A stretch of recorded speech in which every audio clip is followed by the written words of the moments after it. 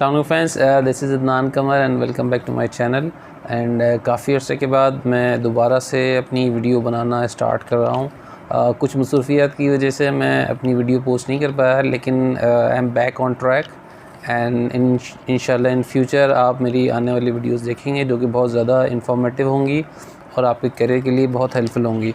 जैसे आप जानते हैं मेरा जो टॉपिक है वो करियर रिलेटेड है कि सीवी किस तरह ड्राफ्ट की जाती है, कौन से क्रूशल स्टेप्स हैं जो सीवी के अंदर रिक्वायर्ड होते हैं, और इसी तरह जॉब अप्लाई करते वक्त कौन कौन सी चीज़ों को कंसिडर किया जाना चाहिए। अब बहुत से लोग ऐसे होते हैं जो बहुत अच्छे क्वालिफाइड होते हैं, लेकिन सीवी ड्राफ्ट करना और अप्लाई किस तरह करना है, ये सारी चीज़ों पे उनको इतनी महारत नहीं होती।